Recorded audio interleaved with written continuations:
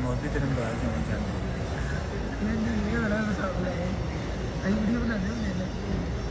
वही आ जाए तो ठीक अपना बनना अच्छा थोड़ा हिसाब लाया